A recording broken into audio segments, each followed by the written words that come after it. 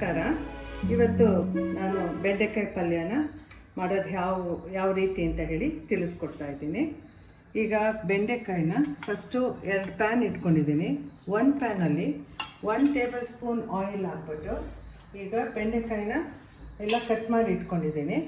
ಅದನ್ನು ಫಸ್ಟು ಈ ಥರ ಎಣ್ಣೆಲಿ ಸ್ವಲ್ಪ ಬಾಡಿಸ್ಕೋಬೇಕು. ಅದು ಲೋಡಿ ಬಂದಿರುತ್ತೆ, ಸೊ ಸ್ಟಿಕ್ಕಿ ಆಗುತ್ತೆ. ಅದಕ್ಕೋಸ್ಕರ ಬೆಂಡೆಕಾಯಿನ ಈ ರೀತಿ ಬಾಡಿಸ್ಕೊಳ್ಬೇಕು. ಸೊ ಇದು ಹೀಗೆ ಬಾಡಿಸ್ಕೊಳ್ಳೋಷ್ಟೊತ್ತಿಗೆ ನಾನು ಇನ್ನೊಂದು ಪ್ಯಾನ್ ಇಟ್ಟಿದ್ದೀನಿ. ಅದರಲ್ಲಿ 3 ಟೇಬಲ್ ಸ್ಪೂನ್ ಆಯಿಲ್ ಹಾಕ್ತಾಯಿದ್ದೀನಿ. 3 ಟೇಬಲ್ ಸ್ಪೂನ್ ಆಯಿಲ್ ಹಾಕಿದ್ದೀನಿ. ಅದಕ್ಕೆ ಸ್ವಲ್ಪ ಮಸ್ಟರ್ಡ್ ಸೀಡ್ಸು ಹಾಕಿದ್ದೀನಿ, ಸ್ವಲ್ಪ ಜೀರ ಹಾಕ್ತಿದ್ದೀನಿ, ಆಮೇಲೆ ಗಾರ್ಲಿಕ್ಕು ಹಾಗೆ ಹಾಕ್ತಾಯಿದ್ದೀನಿ. ಅದು ಹಂಗಾಗಿ ಕಂಡ್ರೂ ಚೆನ್ನಾಗಿರುತ್ತೆ. ಸೊ ಹಾಗಾಗಿ ನಾನು ಅದನ್ನು ಸ್ಮ್ಯಾಶ್ ಮಾಡ್ತಾಯಿಲ್ಲ. ಮತ್ತು ಆನಿಯನ್ನು ಏನು ಕಲಸಿಟ್ಕೊಂಡಿದ್ನಲ್ಲ ಅದು ಆನಿಯನ್ನ ಹಾಕ್ತಾಯಿದ್ದೀನಿ. ಮತ್ತು ಕರಿ ಲೀವ್ಸ್ನು ಹಾಕ್ತಾಯಿದ್ದೀನಿ.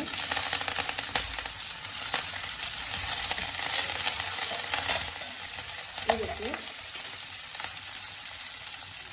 ಟರ್ಮರಿಕ್ ಪೌಡ್ರು ಮತ್ತು 2 ಟೀ ಸ್ಪೂನು ಕಡಲೆಬೇಳೆ. ನಾನು ಮೊದಲೇ ಆಯಿಲ್ ಹಾಕಲ್ಲ, ಯಾಕೆಂದರೆ ಅದು ಗಟ್ಟಿಗಾಗುತ್ತೆ. ಕೆಲವರು ತಿನ್ನೋಕ್ಕಾಗಲ್ಲ ಅಂತ ಹೇಳ್ತಾರೆ. ಸೊ ಹಾಗಾಗಿ ಆಮೇಲೆ ಹಾಕ್ತೀನಿ. ಮತ್ತು ಸ್ಲಿಟ್ ಮಾಡಿ ಇಟ್ಕೊಂಡಿರೋ ಅಂಥ ಗ್ರೀನ್ ಚಿಲ್ಲೀಸು ಅದನ್ನು ಹಾಕ್ತಾಯಿದ್ದೀನಿ. ಸೊ ಇದು ಈಗ ಬಾಡಿಸ್ಕೊಂಡು ಇಟ್ಕೊಳ್ತಾ ಇದ್ದೀನಿ. ಮತ್ತು ಇಲ್ಲಿ ಬೆಂಡೆಕಾಯಿ ಫ್ರೈ ಆಗ್ತಾಯಿದೆ. ಬೆಂಡೆಕಾಯಿ ಫ್ರೈ ಆದಮೇಲೆ ಸ್ವಲ್ಪ ಅದು ನೋಡಿ ಆದಮೇಲೆ ಇದಕ್ಕೆ ಒಗ್ಗರಣೆಗೆ ಅದನ್ನು ಬಗ್ಗಿಸ್ತೀನಿ. ಈಗ ಬೆಂಡೆಕಾಯಿ ಈ ಥರ ಫ್ರೈ ಆಗಿದೆ. ಈಗ ನೋಡಿ ಆನಿಯನ್ನು ಎಲ್ಲ ಫ್ರೈ ಆಗಿದೆ. ಈಗ ಬೆಂಡೆಕಾಯಿನ ಇದಕ್ಕೆ ಹಾಕಿದ್ದೀನಿ. ಮತ್ತು ನಿಮಗೆ ತೋರಿಸ್ದಂಗೆ ನಾನು ಇಲ್ಲಿ ಕಾಯಿ ತುರಿ, ಹುಣಸೆಹಣ್ಣು, ಬೆಲ್ಲ, ಧನಿಯಾ, ಜೀರಾ, ಎಳ್ಳು ಮತ್ತು 1 ಟೀ ಸ್ಪೂನ್ ಅಚ್ಚ ಖಾರದ ಪುಡಿ, ಬ್ಯಾಡಗಿ ಮೆಣಸಿನ್ಕಾಯಿ ಹಾಕಿದ್ದೀನಿ. ಅದನ್ನು ಗ್ರೈಂಡ್ ಮಾಡಿ ಈ ಥರ ಮಸಾಲಾನ ಇದಕ್ಕೆ ಹಾಕ್ತಾಯಿದ್ದೀನಿ.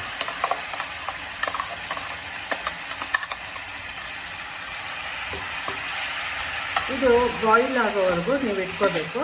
ಇದಕ್ಕೆ ಒಂದು ಅರ್ಧ ಕಪ್ಪು ನೀರು ಹಾಕಿ.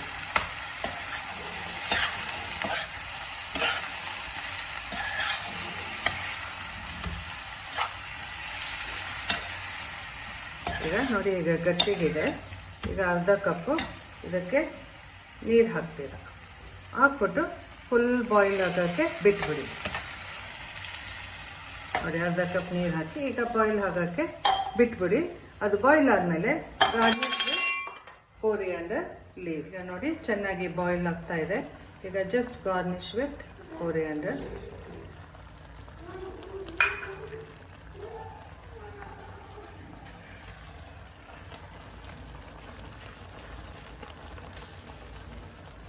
ಬೆಂಡೆಕಾಯಿ ಪಲ್ಯ ರೆಡಿಯಾಗಿದೆ. ಇದು ಅಕ್ಕಿ ರೊಟ್ಟಿಗೆ, ಜೋಳದ ರೊಟ್ಟಿಗೆ, ಚಪಾತಿಗೆ ಎಲ್ಲ ತುಂಬ ಟೇಸ್ಟಿಯಾಗಿ ಚೆನ್ನಾಗಿರುತ್ತೆ.